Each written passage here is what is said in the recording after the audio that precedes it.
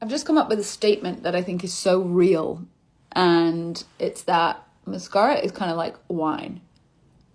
This mascara straight out of the tube is beautiful, do not get me wrong, but I already know, and I can already tell that this Haus Labs mascara is going to be amazing after about 3 uses, based on how much volume I just got from the first use. And you know, like some mascaras are just so crappy and thin and don't do anything for the first like couple of weeks, and then maybe they get good when they start to dry out. But like this mascara already has a perfect level of dryness to it that allows for you to grip the lashes and lift the lashes and actually coat the lashes.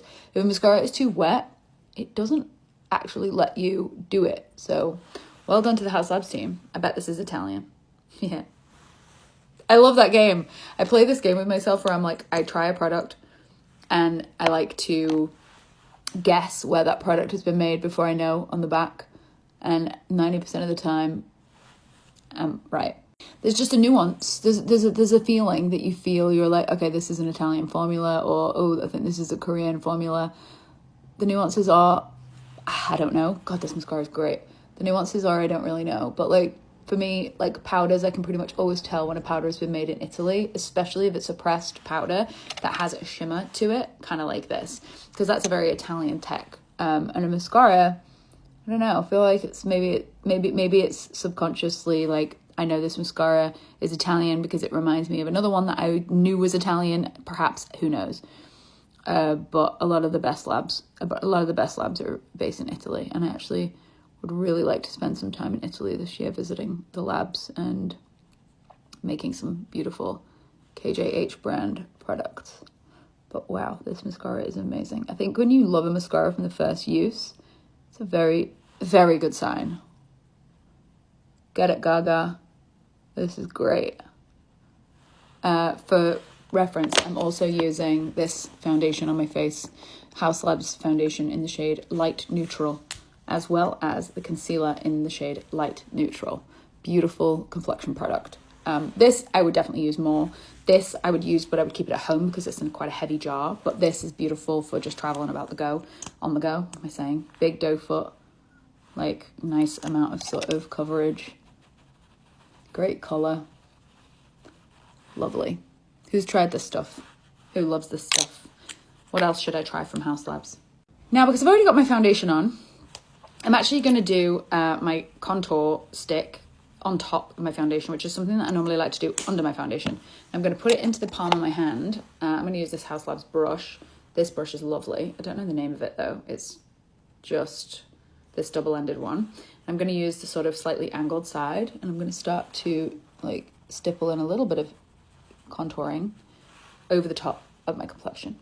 I like to do contouring beneath my complexion because I normally don't wear a full face of complexion. I do have a full face of complexion on right now. I have a thin layer of this on my face using this brush, which was a bit big, but I would probably apply it with a smaller brush to have a little bit more control. Maybe I'd use this side of this brush, perhaps. Oh, this brush is amazing. But like just tapping your contour product in after the fact is what you sort of will have to do if you've already done your foundation, which is probably what a lot of people do. I just always do my contour, my blush, my bronze before complexion product, because then I find myself using less complexion product. But if ever I do need to do a client's makeup and they want a full coverage face, meaning full coverage from here to here, here to here, for whatever reason, then this is how I would do the contour probably after the fact. I just like this stuff to come from within as opposed to be placed on the top, but that's just my preference. There's no right or wrong. There's no right way to do anything. There's many, many ways to do one thing. And I think that there's beauty in that. So I want to go back blonde. There's beauty in the rules being broken for everyone because the rules are just made up. I want to go back blonde, and I need to know how to do it without breaking my hair. I keep looking back at photos of my hair from last summer, and maybe it's because it's getting warmer and I feel like I want to be summery, but I keep looking at photos of myself from last summer and I'm like, damn, my hair looks really good. And I am ready to go back to that. This is a stick that I'm producing. It's not ready yet. It'll be ready soon. But yeah, I'm like fully ready to go back blonde, but I don't want to damage my hair. There's a product called Malibu that was used on my hair once at Jenna Perry salon, and maybe I'll use that. I'll go to a salon that uses Malibu. my roots are coming through so thick and fast with this dark hair, and I'm sick of feeling like I need to go do my roots. I also am ready for a new haircut. I think I want to be able to just grow it long and straighten it, so I might cut the mullet out and do like a nice long chic bob, and I can just have control. I feel like this tour segment, I felt frustrated with not being able to do my hair as well as I normally can. Maybe it's because I haven't travelled with a hairdryer or a straightener, and that's probably my fault, but I feel like maybe it's the water also in different places that I've been travelling to. You know, I'm doing my makeup in the backwards of ways today. I'm like using pencils after I've done mascara. This mascara is so freaking amazing. Oh my goodness. I love it. I love a fluffy lash like this. You know what I'm saying? Like I'm just ready for a hair change. Surprise, surprise. If you've not followed me for a long time, then you will learn quickly that I change my hair color as often as I change my underwear.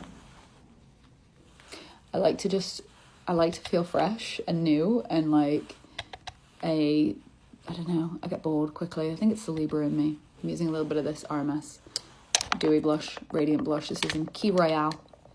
And I'm using this Hyper Shine highlight brush. It's called the number 1 brush from KJH brand. Put a little bit up there too. And then putting a little bit of something shimmery on my eyelid, just for the fun of it. Just a twinkle.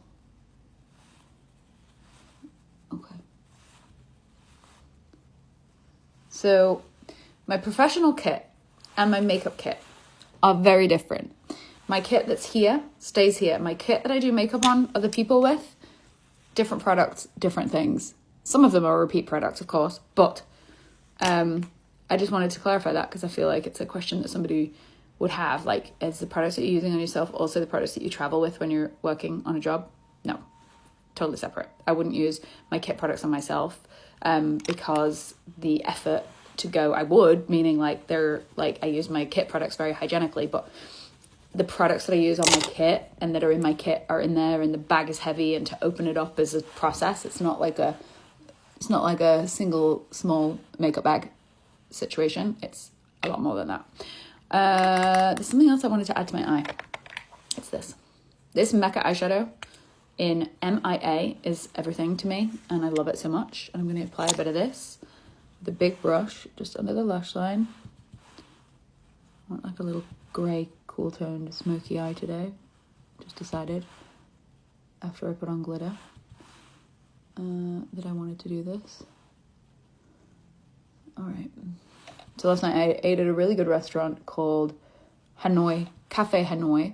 It's a Vietnamese place in New Zealand, and I've had so many great recommendations from the community. I'm in Auckland for a few days for work, and then I get to go back to New York on the weekend, and I'm so excited to ride my bike if the weather's nice enough, and wash my hair in my own shower, and just do like the little things that make you feel at home, you know, and be with Tarek, and go to our house in New Jersey and do all of those things that I've not been able to do for a while. I need a little bit of a lighter edge at the lip.